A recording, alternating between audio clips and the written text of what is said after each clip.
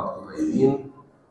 أول يوم في صوم العذراء مريم، صوم بنستناه كلنا كده من السنة للسنة، و15 يوم ما يتعوضوش. حاولوا كده ما تفوتوش يوم فيهم إلا وتيجوا تاخدوا بركة النهضة وبركة التمجيد. بمناسبة المشورة، معهد المشورة في العذراء والأنبا فيصل هيقبل دفعة جديدة هتبتدي دراسة المشورة في شهر 9. سيدنا الأنبا سيدوسيوس كان نزل إعلان الدورة الجديدة لدبلومة المشورة سنتين على جروب الآباء الكهنة. اللي يحب إن هو يقدم للدراسة في المعهد هيلاقي الإعلان مع كل الآباء، سيدنا كان نزله. الدراسة في المشورة بتبقى لمدة سنتين. السنة الأولى بنعرف فيها شخصياتنا، مشاكل التنشئة بتاعتنا، المشاكل الحياتية بتاعتنا. السنة الثانية بنعرف فيها الآخر وإزاي نتعامل معاه وإزاي نتواصل معاه. الدراسة بتبقى كل يوم سبت من الساعة 6 للساعة 9 مساء، بيتخللها طبعا أجازة نص السنة والأجازة الصيفية زي أي معهد دراسي. اللي يحب يقدم هيلاقي رقم التليفون التقديم على الواتساب مع كل الآباء الكهنة، هيحدد له ميعاد انترفيو أو مقابلة شخصية. اللي بيعدي في المقابلة بيلتحق بالدراسة في معهد الحكمة والمشورة في مستر عذراء الأنبا فيصل. الموضوع اللي هنتكلم فيه النهارده حابب قبل ما نتكلم فيه لو تحبوا تفتحوا على أرثوذكسي أو اللي معاه كتاب مقدس سفر الأمثال إصحاح 31. أمثال 31. مين اللي كتب سفر الأمثال؟ سليمان الحكيم. تعالوا كده نشوف إصحاح 31. إصحاح 31 ده بالمناسبة بندرسه ضمن محاضرة من محاضرات كورس المقبلين على الزواج. إصحاح 31 من أول عدد 10 يقول لنا كده، نقراها سوا. امرأة فاضلة من يجدها، لأن ثمنها يفوق اللآلئ. بها يثق قلب زوجها، فلا يحتاج إلى غنيمة. تصنع له خيرا لا شرا كل أيام حياتها. تطلب صوفا وكتانا وتشتغل بيدين راضيتين. هي كسفن التاجر تجلب طعامها من بعيد، وتقوم إذا الليل بعد وتعطي أكلا لأهل بيتها وفريضة لفدايتها. تتأمل حقلا فتأخذه، وبثمر يديها تغرس كرما. تنطق حقويها بالقوة وتشدد ذراعيها. تشعر أن تجارتها جيدة، سراجها لا ينطفئ في الليل. تمد يديها إلى المخزن وتمسك كفاها بالفلكة. تبسط كفيها للفقير وتمد يديها إلى المسكين. لا تخشى على بيتها من الثلج، لأن كل أهل بيتها لابسون حللا. تعمل لنفسها موشيات، لبسها بوس وألوان. زوجها معروف في الأبواب حين يجلس بين مشايخ الأرض. تصنع قمصانا وتبيعها، وتعرض مناطق على الكنعاني. العز والبهاء لباسها، وتضحك على الزمن الآتي. تفتح فمها بالحكمة، وفي لسانها سنة المعروف. تراقب طرق أهل بيتها، ولا تأكل خبز الكسل. يقوم أولادها ويطردونها، زوجها أيضا فيمدحها. بنات كثيرات عملن فضلا، أما أنت ففقت عليهن جميعا. الحسن غاش والجمال باطل، أما المرأة المتقية رب فهي تمدح. أعطوها من ثمر يديها، ولتمدحها أعمالها في الأبواب، وله المجد دائما أبديا آمين. تعالوا كده ناخد الآيات اللي احنا قريناها من أمثال 31 ونفكر فيها ونقيس نفسنا عليها. موضوع النهارده ما يخصش السيدات بس، الموضوع مش كده خالص، لكن هدف موضوع النهارده ان كل زوج وكل راجل يفكر ويعدل دماغه ويفهم هو طالب ايه من مراته، وهو كمان مطلوب منه ايه علشان يعمله في البيت. وكل زوجة تجتهد علشان تكون هذه المرأة الفاضلة. المرأة الفاضلة دي هنشوف صفات كتيرة موجودة فيها، كل واحدة فيكم تقيس نفسها على الصفات دي. لو موجودة تعمل صح، ولو مش موجودة تعمل ايه؟ مش تعمل غلط. تجتهد بقى ازاي في صوم العذراء اجتهد ان الصفات دي اكتسبها، من افضل امراه فاضله. مين افضل امراه فاضله؟ العذراء مريم. ازاي اتعلمها منها علشان اكون هذه المراه الفاضله؟ لو الفضيله دي موجوده عندك حلو، شوفي بقى ايه في الحاجات دي مش موجوده عندك لازم تتعلميه، وانت كزوج تعرف انت عايز ايه من مراتك. كمان المقبلين على الزواج يفكروا ازاي يختاروا بنات صح، لان احيانا كتيره اسس الاختيار بتبقى ملخبطه وبايظه، ونيجي بعد ما نتجوز عايزين نتطلق، عايزين نجلس، مش عايزين نكمل مع بعض. المواضيع بقت صعبه جدا لان الاختيارات بتبقى غلط. احنا ممكن نلاقي ناس متجوزين ما كملوش 3 شهور وجايين عايزين يتطلقوا. ايه التهريج ده؟ اصل الاختيار ما كانش سليم. وكل بنت تبقى فاهمه ازاي تكون زوجه صالحه لو هي ناويه تتجوز. اول كلمه في اللي احنا قريناه بتقول امراه مالها؟ فاضله. امراه فاضله. فاضله دي جايه من فضيله، وبالمناسبه واحنا بنقول تمجيد العذراء مريم السلام لك يا مريم، اسمها ايه؟ يا فاضله وامينه، مش فاضله. فاضله دي اللي هي ايه؟ فضلات. العذراء مش كده خالص، دي فاضله، نقولها فيه الف مش فاضله، فاضله وامينه. كلمه فاضله دي جايه من فضيله، معناها ارجوك خلي هدفك وهدفك انت كمان الفضيله، لان هيجي في الاخر يقول لنا كفايه غش وكفايه جمال باطل ما يفيدش بحاجه. الجمال الحقيقي هو الفضيله. فضيله زي ايه؟ رايكم ايه؟ فضيله دي زي ايه؟ ايه فضيله؟ يعني ايه فضيله؟ زي ايه؟ ادوني امثله على الفضائل. طاعه، تواضع. جميل. طاعه، تواضع، حب، تقوى، هدوء، رحمه، نقاوه قلب، لسان حلو. هي دي الثروه بتاعتها. اللي بيتسابقوا عشان يبقى عندهم جمال ظاهري وغنى مادي يبقوا طلعوا بره الخط ده. بطرس الرسول يقول لنا ايه في رسالته؟ بل انسان القلب الخفي في العديمه الفساد زينه الروح الوديع الهادئ الذي هو قدام الله كثير الثمن. اسمعوها تاني، زينه الروح. ماله بقى الروح ده؟ شكله ايه؟ الوديع الهادئ. هل انتوا كده ولا الجيران سمع صوتكم؟ الذي هو قدام الله كثير الثمن. يعني الزينه الحقيقيه هي الروح الوديع الهادي زي العذراء مريم. كفايه كده نبص لصورتها ولوشها نتعلم منها الوداعه والهدوء.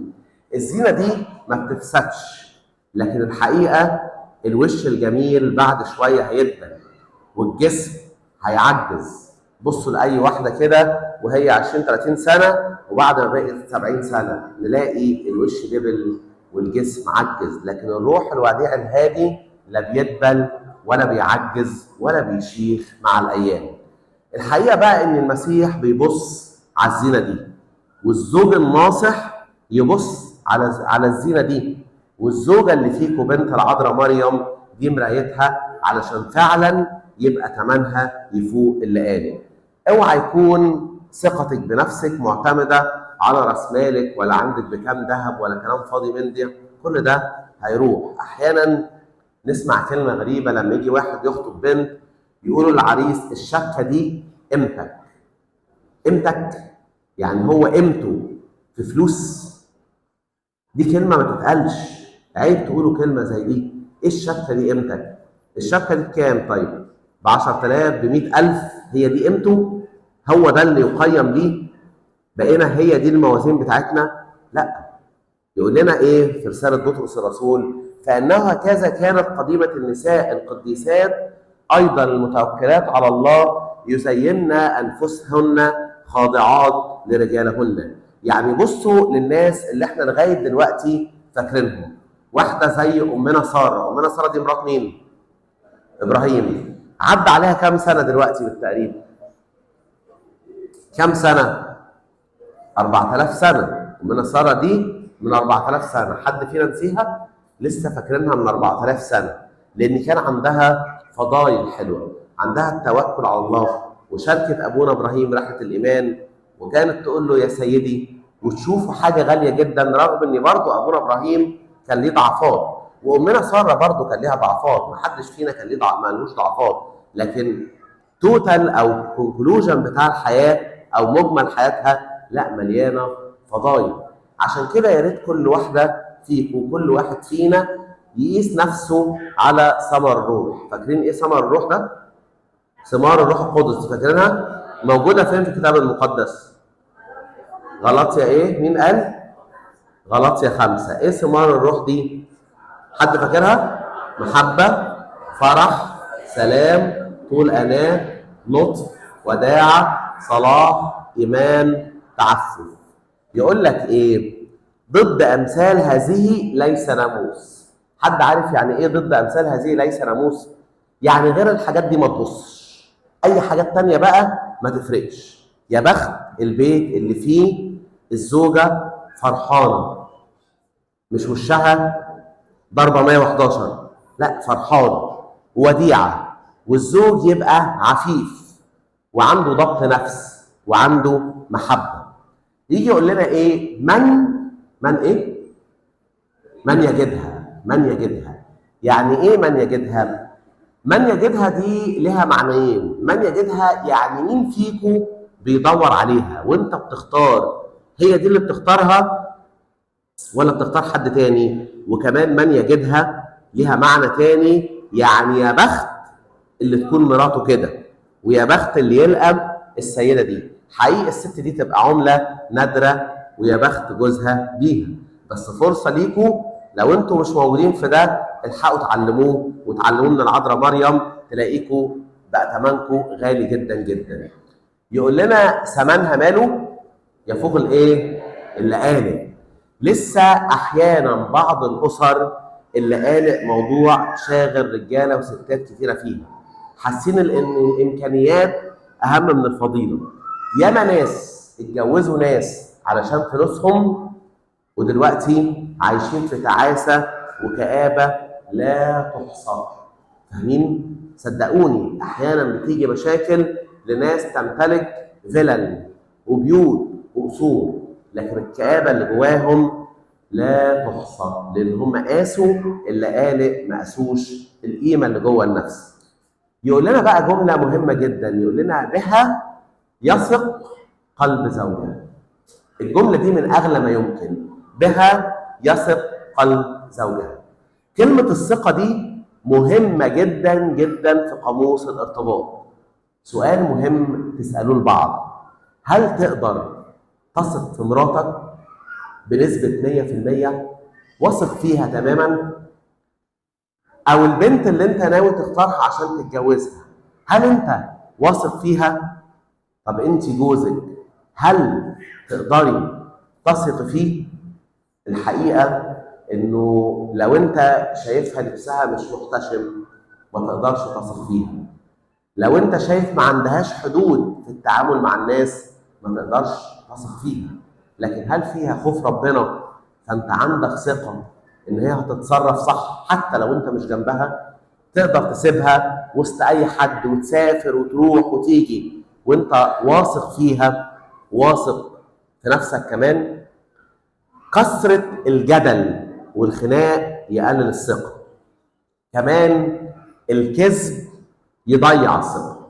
يعني لو حد بيكذب على شريك حياته بند الثقة ده يتدمر تماما.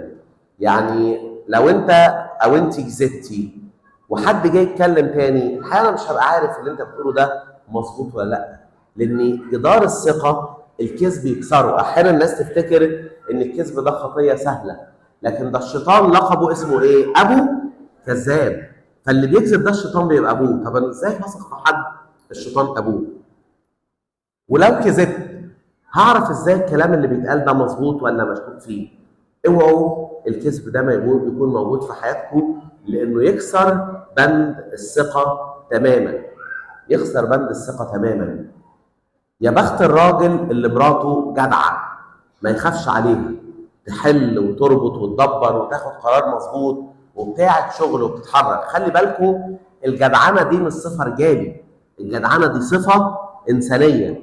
الزوجه الدلوعه اللي بتبقى يعني عايشه عايزه تتدلع كل شويه دي متعبه جدا لانها تحتاس في اصغر مشكله وتبقى عبء على جوزها وعلى بيتها. لكن الزوجه الجدعه ست كده ثمنها فعلا يفوق اللآلئ. بس عايز اسالك بجد، اسال نفسك وغمض عينك، اي حاجه تقولها لمراتك انت واثق فيها؟ بتطلع لها كل اسرارك؟ انت واثقه فيه؟ تقدري تطلعي له كل اللي جواكي وانت مطمنه؟ ولا بند الثقه ده مهزوز؟ فوجئت النهارده واحد كان بيكلمني النهارده الصبح، زوجته راحت السما، يعني لقيته بيقول لي لغايه ما راحت السما ما كانش راضي يقول لها مرتبه كام او دخله كام. قلت له ازاي؟ قال لي هي مش ليها بتاكل وبتشرب وبتلبس وانتهى الموضوع. انتهى الموضوع ايه؟ دي شركه حياه، مش جايه تشتغل عندك.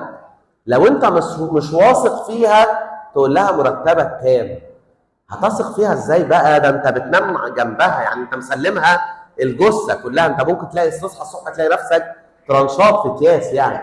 فانت مستأمنها على ده ومش مستأمنها على شويه ورق مش عايزها تعرف هو كام. ازاي نعيش كده؟ ازاي نعيش واحنا مخبيين حياتنا على بعض؟ بها يثق قلب زوجها، ما يدورش وراها. لو قالت له ده اخضر وهو شايفه بيتي يصدق كلامها. الثقه دي غاليه جدا جدا في الحياه الزوجيه. يقول لك فلا يحتاج الى غنيمه، فلا يحتاج الى غنيمه. الحقيقه في رجاله كتير مرهقين من طلبات زوجاتهم، وممكن نقابل شاب يبقى بينهج علشان يربي رغبات خطيبته. لا يحتاج الى غنيمه، يعني جوزها مش محتاج يكسب حرب علشان يرضيها. طلباتها معقوله، عينيها مليانه. برضه ده مش معناه انه بخيل ومش عايز يصرف، لكن كل شيء يبقى باعتدال. كمان لا يحتاج الى غنيمه، يعني ما تزقش جوزها على معركه وعلى حرب مع اهله ومع الجيران ومع البواب علشان يرضيها.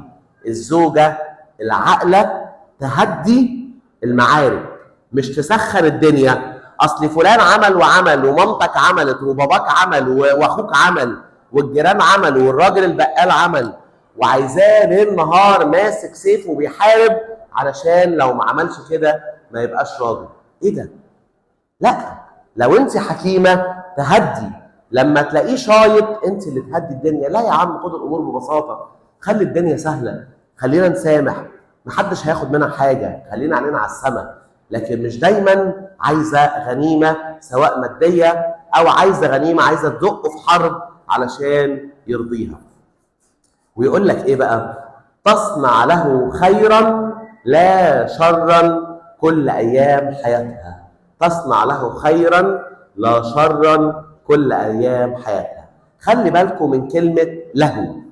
له دي معناها حياتها بالكامل ملكه. الزوجه الفاضله حياتها في جوزها، ولو هي عملت كده اكيد هو كمان هيبقى حياته في مراته. عشان كده احنا يوم الاكليل بنقول ايه؟ عقد اكليل وزواج وايه؟ حد عارف؟ واملاك. املاك يعني هو بقى ملكك وانتي بقيتي ملكه، بقى كل واحد يملك الاخر.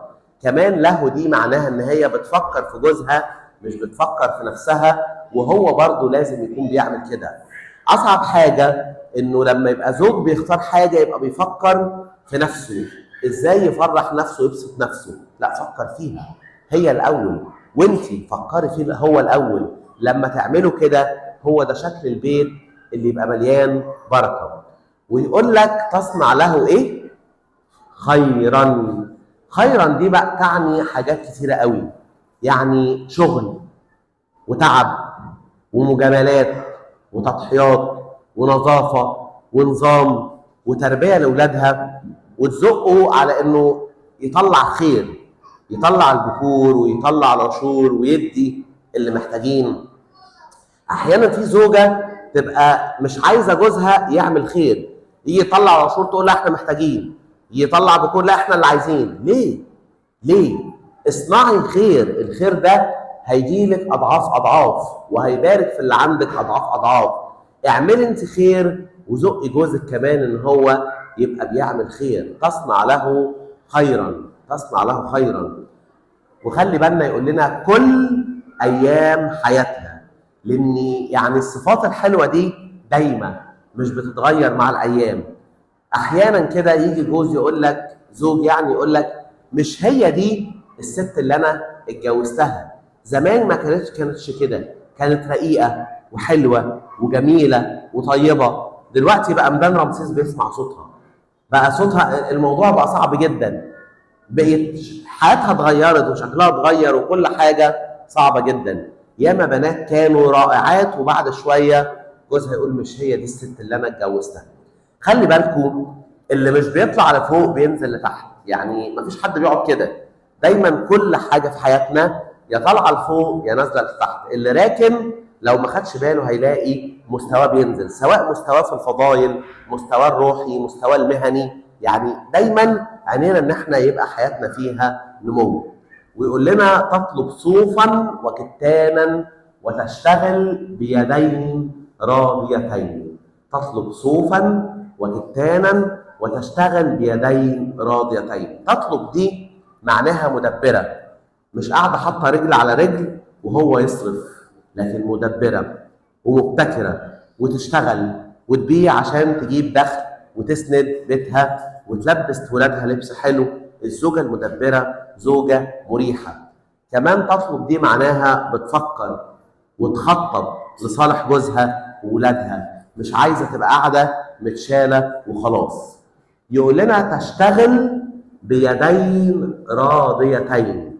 النهارده في ازمه في الستات اللي بيشتغلوا، يقول لنا تقول لك ايه؟ فلوسي لنفسي، انا بشتغل فلوسي لنفسي. طب اتجوزتي ليه لو فلوسك لنفسك؟ تقول لي مش هو راجل البيت يبقى هو اللي عليه يصرف، وانا بشتغل دي حاجه كده زياده. لا مش حاجه زياده ولا حاجه، الحقيقه انت بتشتغلي يبقى ايدك في ايدين جوزك. هو الزوج صحيح المسؤوليه الاولى تقع عليه وانت ثانيا، لكن انت مش متشاله من الحسبه. وانت برضو كزوج عليك دور انك تساعد مراتك في شغل البيت، لان زي ما انت بره هي كمان بره وهي كمان تعبانه، يبقى الشغل مشترك والميزانيه كمان مشتركه. يعني الاثنين غلط. الزوجه اللي عايزه دخل شغلها ليها لنفسها وملهاش علاقه بالبيت، لا طبعا دي انانيه. هي بتتعب، حطي فلوسك على فلوسه، لخبطوهم على بعض، طلعوا عشورهم لربنا و10% تاني ادخار، والباقي انتوا الاثنين ال 80% اللي فاضله تتفقوا سوا هتصرفوها ازاي. بس كمان زي ما مراتك هتتعب في الشغل وتجيب دخل تساعدك بيه، انت كمان لما ترجع من شغلك ما تقعدش رجل على رجل وقاعد تقلب في ريموت التلفزيون تتفرج على القنوات وهي مطلوب منها تعمل بره وجوه. لا، هتعمل بره وانت بتعمل بره، يبقى هي تعمل جوه وانت تعمل ايه؟ انت كمان تعمل جوه. ماشي؟ مش عيب انك تساعد معاها في الغسيل والكنس والمسح والمواعين وتدعك السيراميك، عادي، ده يكبر منك مش يقلل منك على فكره. ماشي؟ حاجات دي تكبرك وتعليك. المسيح جه عشان يخدم مش يخدم، فزي ما انت عايز هي تتعب بره وجوه، ظلم منك لو انت عايز انت تتعب بره بس وهي الاثنين وحط معاك. لا، كل حاجه تبقى مشتركه. والدخل المشترك ده كمان يتطلب ان الزوج يكون بيشتغل، لان في رجاله مش انتوا يعني في اماكن تانية عايزين يناموا في الخط. بصي ابونا قال الدخل مشترك، انا اروح اشتغل من 9 ل 12 وبالليل قاعد على القهوه اجيب 200 جنيه في الشهر وانت بقى ايه كملي. لا، احنا الاثنين بنتعب بره واحنا الاثنين بنتعب جوه، واحنا الاثنين بنحط دخلنا على بعض، واحنا الاثنين بنفكر ازاي نصرف على حياتنا وعلى بيتنا. ده شكل البيت اللي ربنا عايزه واللي ربنا يفرح فيه. يقول لك تشتغل بيدين مالهم راضيتين. راضيتين، راضيتين دي يعني مش بتزمرة او بتعمل حاجه بقرف وبزهق، لا، بتنظف وتوضب وتطبخ وتشوف ولادها، وممكن كمان تبقى بتشتغل بره البيت وراضيه وسعيده ان هي بتتعب مع جوزها. الرضا في الزوجه فضيله ملهاش بديل. كمان راضيتين دي يعني مش بتقارن، تقول لك اصل جارتي جابت مش عارف اير فراير، وجابت ديش ووشر، وجابت مش عارف ايه.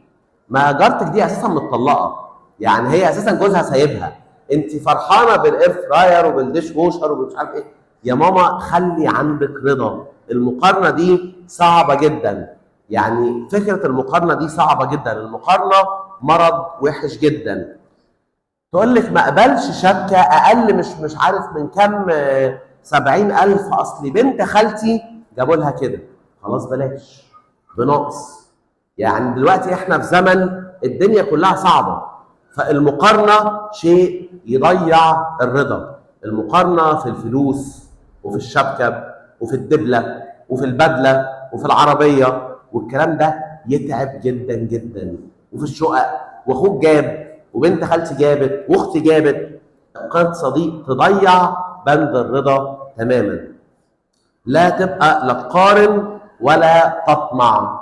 خلي بالكم، مش بنقول لا تطمح، فرق شاسع بين الطموح والطمع. الانسانه الطموحه دي هي فرحانه ببيتها وجوزها وولادها وعاوزاهم احسن، وبتزق جوزها ان هم يحسنوا حياتهم، ده مش عيب. لكن الطماعه اللي بتقارن كل شويه هو ده اللي فيه مشكله. نكمل يقول لنا ايه؟ هي كسفن التاجر تجلب طعامها من بعيد. زمان كانت السفن تطلع فاضيه وترجع مليانه بضايع، فدي هنا معناها ان هي مثابره، مش بتستسلم في تعليم ولادها وتربيتهم وتحديات الايام والتعب والشغل. بتحب التعب وتتعب بحب. في واحده تبقى بتتعب وليل نهار تفش وتنفخ وتزهق، وزوج بيتعب وليل نهار يزعق ويصوت، عامل زي اللي ايه بيقدم تورته عليها شويه تراب. لا، التعب جماله انه يبقى تعب بحب. ستات وبنات كتيره النهارده الحقيقه مش عايزين يتعبوا، عاوزين يتجوزوا عشان يلبسوا الفستان الابيض ويبقوا مش عارف الفوتو سيشن والكلام ده، لكن التعب مش في بالهم. دول الحقيقه مش فاهمين الجواز، لان الجواز يعني حب، والحب اساس فيه التعب والبذل. الانجيل يقول لنا هكذا احب الله العالم حتى بذل. اي حد يقول لك انه بيحبك وما بيتعبش علشانك يبقى الحب ده مش موجود. الحب، كلمه الحب تترجم في بذل وتعب. لما تحس نفسك تعبان وعايز تتعب زياده عشان مراتك، فكر نفسك مش انا بحبها يبقى لازم اتعب علشانها. وانت فكري نفسك مش انا بحب جوزي يبقى لازم اتعب علشانه. كلمه حب تترجم بمقدار التعب. كل ما التعب زاد كل ما الحب زاد. مفيش حد حبنا اعظم من المسيح. ثمن حبه كان الصليب وكان دم. هو ده ثمن الحب. ثمن الحب يبقى تعب. كمان تبقى عدوة للكسل. الكسل مرض مزمن صعب جدا في الرجالة والستات اللي عاوزة تنام وبيتها يمشي لوحده، بتبقى عبء على جوزها وعلى ولادها. يقول لنا تجلب طعامها من بعيد، يعني دايما بيتها مليان خير. في زوجات في قرى الصعيد بيبقوا فقراء جدا لكن دايما بيتهم في خير وبدون فلوس، تلاقوها بتدبر بيتها بأقل مصاريف، لكن اي حد يدخل في اي وقت يحطوا له حاجه ياكل حتى ولو لقمه بجبنه، بس في خير. في خير ومش لازم يبقى بفلوس كتيره. هي كزوجه عندها فكر ان دايما البيت يبقى مليان خير. في ستات تانية بقى مش مركزه اصلا هو البيت فيه اكل ولا لا، ولا اللي في الثلاجه ده باظ ولا ما باظ، ولا في حاجه جوه ولا لا، والثلاجه جوه مش نظيفه ومعكوكه. الاسبوع اللي فات صدفت كده ايه كذا زوج الاقيه مصور لي ثلاجه بيتهم ويقول لي اتفرج يا ابوي، سابت الاكل، الطماطم ضربت والجزر عفن والكوسه مش عارف ايه ومعرفش كده. كان الاسبوع الثلاجات البايظه الاسبوع اللي فات. كل واحد مصور لي ويبعت لي صوره بيته، بص القماش عامل ايه، بص النعكشه، بص الدنيا الارض مش نظيفه ازاي، بص الغسيل متكوم ازاي. والحقيقه في مناظر انا شفتها كنت عايز يعني ايه، ايوه كده هي دي، بس انا مش عايز اقولها لكم عشان ما تقراها. لا، انتوا بتعملوا كده ليه؟ ما تنظفوا بيوتكم وتنظفوا ثلاجاتكم، وخدي بالك ما تسيبيش الحاجه لما تضرب ونيجي بعد كده نرمي، هي الحاجه دي مش جايه ببلاش. خلي بالكم، خليكي ست واعيه وست نظيفه في بيتك ونظيفه في ثلاجتك ونظيفه في مطبخك، تبقي فعلا ست واعيه. ماشي؟ يقول لك ايه؟ زهقتوا؟ تعبتوا؟ طيب نكمل شويه. يقول لك تقوم اذا الليل بعد، يعني تقوم في عز الليل تعمل ايه؟ انتوا بتقوموا بالليل تعملوا ايه؟ مش تتفرج على التلفزيون وتفتح الفيسبوك، لا الموضوع مش كده خالص. تقوم اذا الليل بعد يعني تعطي اكلا لاهل بيتها وفريضه لفتياتها، يعني بالليل والناس مرتاحه هي عندها احساس بالمسؤوليه، عايزه تطمن كله وصل بالسلامه، طب كله اكل، كله نام، حد نام من غير عشاء، شغله بيتها، شغله بالها ببيتها. ويقول لنا تعطي فريضه لفتياتها، يعني عندها رحمه طبيعيه، حتى لو في حد بيساعدها ولا بيخدم معاها هي برضه عامله حسابه، عامله كده زي ربان السفينه، لازم يطمن ان الكل يرتاح قبل ما هو يرتاح وهي في الاخر. حقيقه انا لسه راجع النهارده من مؤتمر لاحد الخدمات عندي في الكنيسه، كنت معجب جدا بامين الخدمه اللي كان مسؤول عن الخدمه دي، حريص انه يطمن ان كل واحد ارتاح وهو اخر الكل. هو فعلا امين بيخدم بامان. الست الشاطره كده تطمن زي الربان، كله الاول اتظبط وكله مرتاح قبل ما هي تدور على راحتها. يقول لنا تتامل حقلا فتاخذه وبثمر يديها تغرس كرما. تتامل حقلا فتاخذه وبثمر يديها تغرس كرما. مكمل فكره ان هي بتشتغل في بيتها وبره كمان، واعيه، بتفكر ازاي تدخل دخل زياده، ازاي تعلم ولادها، خايفه على القرش، مش بخيله لكن بتحسب وبتخطط، وده مش حاجه غلط. الغلط ان ما يبقاش عندك ايمان واتكال على ربنا، لكن برضو الغلط الثاني انك تبقي ماشيه في حياتك بدون اي حسابات او تخطيط، وعماله تبذري في فلوس يمين وشمال، يمين شمال ويمين، ما هياش مندفعه تجيب اي حاجه في وشها وبعدين تفكر هناكل ازاي. جالي زوج وزوجه في مشكله، هي دي راسها تعبانه ليه؟ شوفيها عيانه دي، اسم عايزك تبقي امراه فاضله، نايمه ليه دلوقتي؟ الكلام ده يخصك، ركزي، ما بلاش فضايح. ونيجي بعد كده نشتكي، طب ما تسمعي كلمتين جايز الدنيا هتمشي. جولي زوج وزوجه جايب لي مراته لابسه حزام، بيقول لي جت فلوس راحت جابت حزام، عارف يا ابونا الحزام ده بكام؟ قلت له بكام يعني؟ قال لي رحت اشتريت حزام ب 15000 جنيه. طب هي دي عندها ده شغال، ده بيشتغل، راحت جابت 15000 جنيه اشترت بيهم حزام. يعني الراجل جاي يعني الدم ضارب في نافوخه، هي عنده حق يعني. فما عرفتش حتى ادافع عنها بربع جنيه، اقول لها ايه يعني؟ بلاش كده، خلي عندنا تدبير. يقول لي 15000 جنيه في حزام، احنا بقى ندفع مصاريف المدارس منين؟ ناكل منين؟ نشرب منين؟ لا كله مربوط على وسطها هنا. فبيقول لي انا هروح بقى مدفع مصاريف المدرسه اخد لهم مراتي بالحزام، خدوا اهو هنا، خدوا من هنا. موضوع صعب جدا، موضوع صعب جدا. ركزوا بتصرفوا ايه فين، ركزوا الله يخليكم بتصرفوا ايه فين. يقول لنا تمنطق حقويها بالقوه وتشدد ذراعيها. تمنطق حقويها بالقوه دي الستات زمان كده كانوا بيلبسوا جلاليب مش بنطلونات وشيك زيكم كده، فكانوا يربطوا كده ايه حوالين وسطهم عشان سببين. اول حاجه عشان ظهرها ما يوجعهاش من الشغل فتقدر تعمل شغل زياده، تاني حاجه عشان ما تتكعبلش في الجلابيه بتاعتها. تلاقيهم عاملين كده في الصعيد، فيعني معناها ان هي مستعده للتعب، مش هاممها قوي منظرها بقد ما هاممها شغلها والمسؤوليه بتاعتها.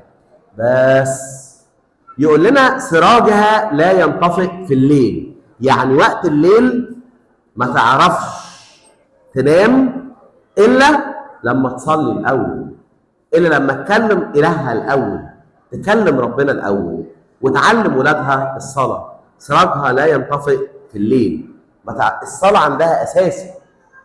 ويقول لنا تمد يديها الى المخزن وتمسك الفلك. تمسك الايه؟ الفلك. انتوا تمسكوا الفلك هتعملوا بيها ايه؟ لا خلي بالكم مش ده المقصود، لحسن كل واحد تقول له تعالى همسك لك الفلكه النهارده، لا ما تفهموهاش غلط. تمسك الفلكه يعني بتشتغل وبتتعب، حاجه زي ايه؟ زي الكروشيه والتريكو والكلام ده، مستعده تتعب وتشقى علشان توفر قرش وتساعد جوزها وتبقى ايدها على ايده. يقول لنا تبسط كفيها للفقير وتمد يديها الى المسكين، يعني تدي الغلبان والمسكين بفرح ومسره، مش عايزه الرفاهيه الفاضيه. خلي بالكم البيوت اللي فيها رفاهيه بزياده برضو فيها كآبه بزياده.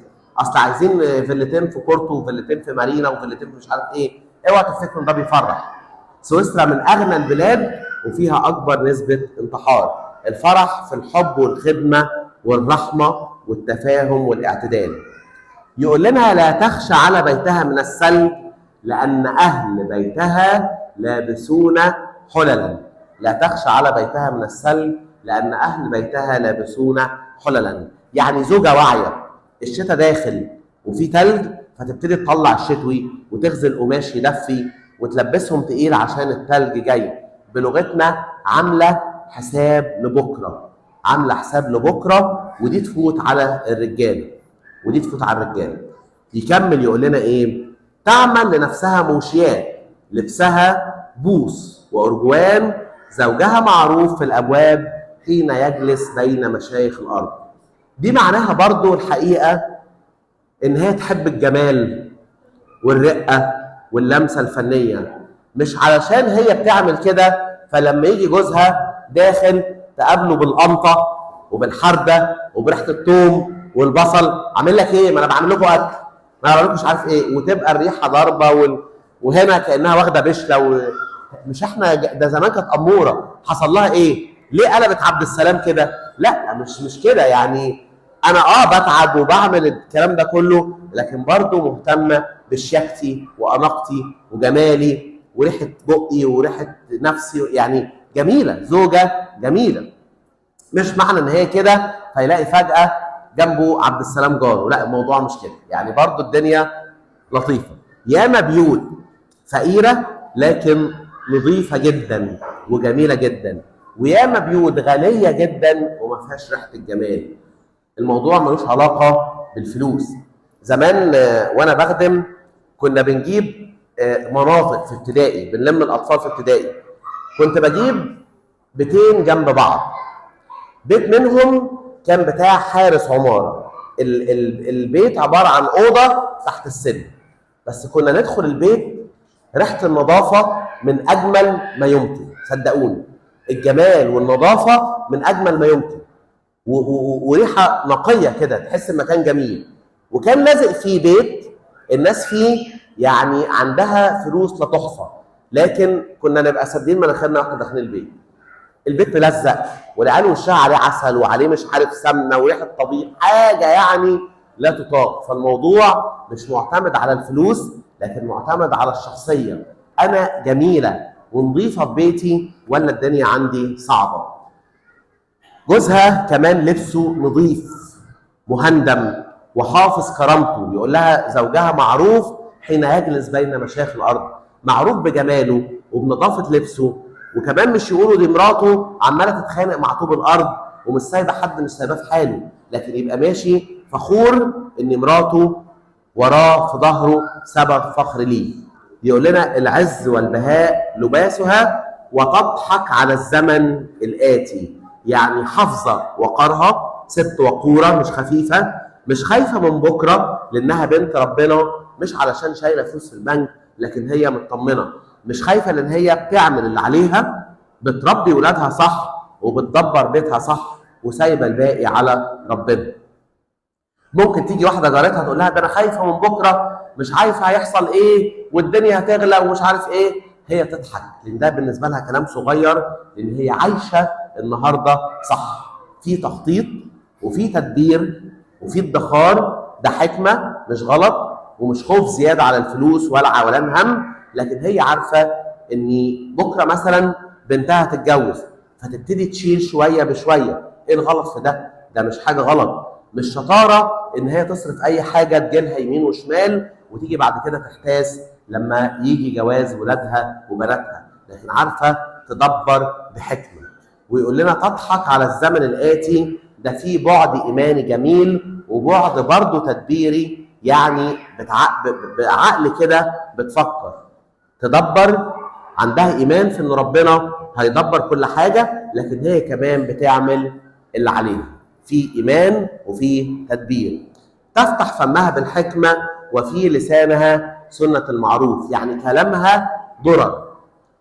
انتوا كلامكم درر ولا ايه النظام؟ كل واحده تفكر ايه اللي طالع من بقك. تفتح فمها بالحكمه يعني تتكلم بحساب. عارفين العذراء مريم يقول لنا عليها ايه؟ اما مريم فكانت تحفظ جميع هذه الامور متفكره بها في قلبها، كلامها بحساب. حتى في الكتاب المقدس كله دي الله كلام معدود، لكن الكلام كلوك ده كلام كثير ده يودي في داهيه. تتكلم بحساب علشان ما تقلبش الناس على بعض، وما تعبش في حد، وما تعبش لا في جوزها ولا في عيالها قدام الناس.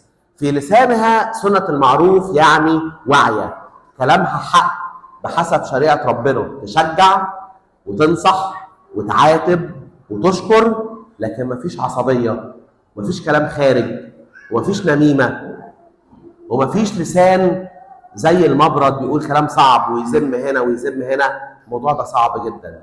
تراقب طرق أهل بيتها.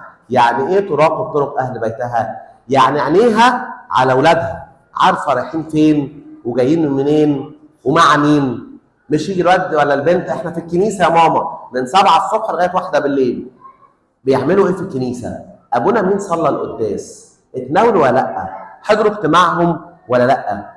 مش نلاقي الواد بياخد مخدرات بقاله سنين وبيدخل البيت وش الفجر وهي مش دريانه وتيجي تصوت الحقونا يا ابونا الواد ضاع. طب وانت كنت فين وانت كل ده؟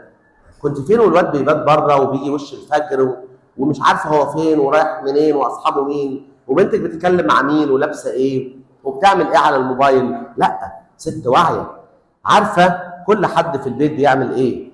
الزوج لما يجي الراجل الناصح لما يجي يختار يقول لك عايز واحده تبقى ام عيالي، يعني تربي صح، مش قاعده على الموبايل وناسيه الدنيا. يقول لنا لا تاكل خبز الكسل. لا تاكل خبز الكسل يعني مش نايمه على السرير وقاعده قدام الموبايل والفيسبوك وسهرانه لوش الفجر وتصحى الظهر الساعه 1 2. دي تبقى زوجه خموله ملوله كسوله، صعبه جدا. قاعده طول الليل بنقلب في الفيس وبنقلب في الموبايل وبننام على الساعه 4 5 الفجر، اللي هو جوزها فاضل له ساعه ولا حاجه ويقوم عشان ينزل شغله، يبقى راجع المفروض مستني الغدا يلاقيها بتفرك عينيها تحب تفطر ايه؟ تفطر ايه؟ ده المفروض دلوقتي غدا مش فطار. ست النصحى مش كده. خلاص هننام بدري نصحى بدري، جوزها نزل شغله هي كمان هتنزل شغلها لو بتشتغل، لو بتشتغل تشوف شغل بيتها، يبقى ساعتها البيولوجيه هي وجوزها ماشيه مع بعض، مش هو نايم وهي سهرانه والصبح هو ينزل والظهر وهي نايمه لعز الظهر. الست اللي بتعمل كده تلاقوها مقريفه بدون سبب، لانه الانجيل ربنا يقول لنا ايه؟ خلق الليل راحه لكل البشر، النور اللي بيقع النهار والليل راحه لكل البشر. فانت اللي صاحيه بالليل ونايمه الصبح الموصلات العصبيه في مخها بايظه، هي ضربه اساسا، فتلاقيها صاحيه مش طايقه نفسها. ليه؟ مالك في ايه؟ معرفش. لا ما تعرفيش ايه؟ ما هو قلبة النهار ليل والليل نهار دي مخليه النيورو ترانسميترز والموصلات العصبيه في مخك شغاله غلط، فانت ده يجيب لك اكتئاب. لا ما ينفعش الكلام ده. اعدلوا يومكم واعدلوا نومكم وبطلوا كسل وبطلوا الجهاز ده اللي خرب البيوت. قعدتكم عليه بتخرب البيوت. انا امبارح عندي بنت من بناتي اديتها قانون، قلت لها بعد الساعه 12 من 12 بالليل ل 7 الصبح ما تمديش ايدك على الجهاز ده لان البيت كان هيخرب بسبب هذا الجهاز. قلت لها من 12 بالليل ل 7 الصبح البتاع ده ما يتلمس. ده خرب بيوت كتيره جدا. يقوم اولادها ويطوبونها. يقوم اولادها ويطوبونها يعني قدوه. اجمل حاجه ان اولادكم يفتخروا بيكم، وانهم يبصوا لكم باعجاب ويبقوا عايزين يبقوا زيكم. دي حاجه كبيره جدا جدا جدا، لكن الحقيقه مكلفه جدا جدا وتاخد العمر كله جهاد. لازم تبقى انت وزوجتك ملتزمين طول الوقت وصاحيين باستمرار علشان ولادكم يقولوا اصل بابا كان بيعمل وتعلمنا منه، ماما كانت بتعمل وياما علمتنا وتعلمنا منها. مش هيتعلموا من كلامكم، هيتعلموا من حياتكم ومن سلوكياتكم. ولادنا مش بيعيشوا زي ما احنا عايزين، ولادنا بيعيشوا زي ما احنا عايشين. لكن تقوم تديله وعظه في اهميه انه يصلي قداس ويلاقيك نايم وبتشد اللحاف ومكمل نوم، لا لا لا، مش هتعلم من كلامك، لكن هتعلم من حياتك. وكمان تبقى صديقه لاولادها. ويقول لنا زوجها ايضا فيمدحها. الحقيقه الست اللي بالمنظر ده او اللي عاوز مراته بالشكل ده لازم يكون بيشجعها وبيمدحها ويوصل لها ده قدامها ومن وراها، معجب بيها ويستمر اعجابه بيها طول العمر، ولازم يعبر عن اعجابه ده. اوعى تكون مراتك كده وانت مكسل تشجعها وتقول لها كلمه حلوه. اي زوجه في الدنيا اهم حاسه عندها ايه؟ اهم حاسه عندها ايه؟ ودانها. الزوج اللي ما بيسمعش مراته بيظلمها. اي زوجه في الدنيا محتاجه ودانها تشبع كلام حلو. خلي بالكم البنات اللي بيضحك عليهم ويمشوا بره بيضحك عليهم بايه؟ بكلام، كلمتين، والكلام مش بفلوس. قول كلام حلو، اشتري عمرك، اشتري حياتك، واشتري بناتك. خليك ناصح، قول كلام حلو، ما تبخلش في الكلام، لان هي محتاجه تسمع كلام. احيانا زوجه تبقى من كتر ما جوزها قافل بقه تبقى ماشيه في السوق حد بيعاكسها، هي متضايقه من المعاكسه بس فرحانه بالكلام، لان ودنها نفسها تسمع كلام. النفس الشبعانه تدوس العسل، شبعها انت كلام. احيانا البنات في ثانوي يجي ولد هيوصلها بالتوك توك ويقول لها ايه؟ بس اول ما تطلعي على السرير طمنيني عليكي. هو السرير ده هزاز؟ السرير هيحصل له ايه؟ السرير يعني هينفجر السرير؟ بس البنت قال لي اول ما اقعد على السرير اطمنه. يا سلام، فتروح بعتها انا وصلت وقعدت على السرير. تحس ان هو ايه؟ طبعا هم في البيت بيشتموها ويبهدلوها، وده قال لها ابقي طمنيني. كلام فاضي ولا حاجه، بس هي محتاجه تسمع كلام. ارجوك اسمع انت الكلام وامدح مراتك علشان ما تندمش، ما تلعبش في عداد عمرك، لان الانجيل يقول لك زوجها ايضا فيمدحها. وبعد كده يقول لنا ايه؟ بنات كثيرات عملن فضلا اما انت ففقت عليهن جميعا. طبعا اول واحده تتقال عليها الايه دي مين؟ عذراء مريم. دي يعني امنا وست الكل وتاج راسنا كلنا يتقال عليها بنات كثيرات عملن فضلا اما انت ففقت عليهن جميعا. ام النور اول واحده يتقال عليها كده، لكن انتوا كمان بناتها فتتعلموا منها ومن فضايلها وتعملوا زيها. يقول لنا حسنه هي الغيره في الحسنى. يعني بص حواليكي وشوفي ايه الحاجه او الفضيله الحلوه اللي في العذراء مريم واللي ممكن موجوده في بنات حواليكي وتعلميها بدون مقارنه وبدون غيره علشان تتفوقي زيهم. دي مش معناها غيره في حاجه وحشه، لكن انا بتعلم فضايل. يبقى في سبق حلو في الفضيله والصلاه والتربيه الحلوه وتتفوقي. خلي عندك نضج شخصيه انك تطوري نفسك لكن بدون غيره وبدون تعب. اخر حاجه يقول لنا ايه؟ الحسن غاش والجمال باطل اما المراه المتقيه الرب فهي ايه؟ تمدح. الحسن غاش والجمال باطل اما المراه المتقيه الرب فهي تمدح. يعني دي الخلاصه. اللي لسه همه في الجمال الخارجي ده هياخد مقلب عمره. في مره جالي واحد من الشباب قابل بنت في فرح في شهر نوفمبر، قال لي انا لازم اتجوز البنت دي. ليه يا عم؟ قال لي اصلي شعرها كستنائي، اللون ده مش موجود، وعينيها تركواز، وما شفتش بنت لونها كده، لون عينيها كده. يا ابني فكر، يا ابني اعرف، يا ابني لا هتجوزها، انا هتجوزها. شافها في نوفمبر، اتجوزها في يناير بعد عيد الميلاد. في مارس قلنا المتغنية عايزين يتطلقوا، كان ضاربها جايب لها انفصال في الشبكيه في عينيها التركواز وهي ضرباه بمطوه في رقبتها. ليه؟ اصل هو اختار عين تركواز وشعر الثنائي، هو ده اللي بالنسبه له الهدف. خطوبه شهرين، جواز شهرين، بعد كده عايزين نتطلق، ولان التركواز دي جالها انفصال في الشبكيه وجاي لنا بمطوه في رقبته. ليه؟ لانه اختار شكل، ما اختارش جوهر. كل اللي فات ده يتلخص في المرأة المتقية الرب، يعني رأي ربنا فيكي قبل رأي جوزك وقبل رأي الناس. آخر حاجة يقول لنا اعطوها من ثمر يديها ولتمدحها أعمالها في الأبواب، يعني أخيرا هتحصد كل اللي زرعته، وتشوف ربنا هيكافئها ازاي وتفضل سيرتها عطرة. اللي منكم حد ركز في إنجيل العشية بتاع النهارده كان بيتكلم عن إيه؟ بيتكلم عن ايه؟ عن المرأة ساكبة الطيب. وخلي بالكم لو انتوا بتاخدي بالكم ربنا يديكم طول العمر في انتقال السيدات في صلاة التجنيز بتاعتهم نصلي هذا الانجيل، انجيل المرأة ساكبة الطيب. هي المرأة ساكبة الطيب دي كان اسمها ايه؟ حد عارف؟ حد عارف؟ اسمها ايه؟ الحقيقة محدش يعرف.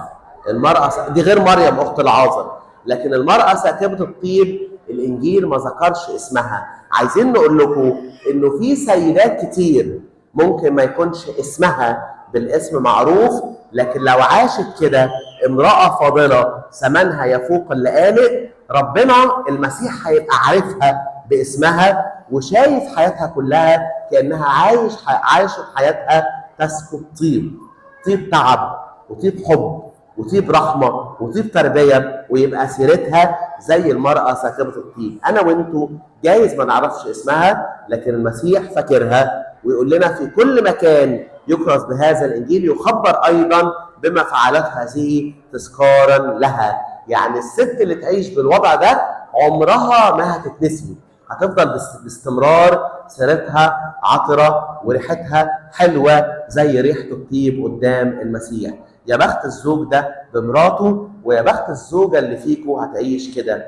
يا ريت تاخدوا الاصحاح ده النهارده تروحوا البيت تقروه على رواقه وتمسكوا كده ورقه وقلم وتشوفوا الفضيله دي عندي صح كويس ازودها، دي مش عندي لازم اتعلمها، وتاخدوا كده واجب على نهايه صوم العذراء تكون كل واحده فيكم بنت العذراء بقيت امراه فاضله ثمنها يفوق اللآلئ، وكلكم تبقوا اغلى بكتير من اللآلئ زي بنات العذراء مريم، ولها المجد دائما ابديا امين.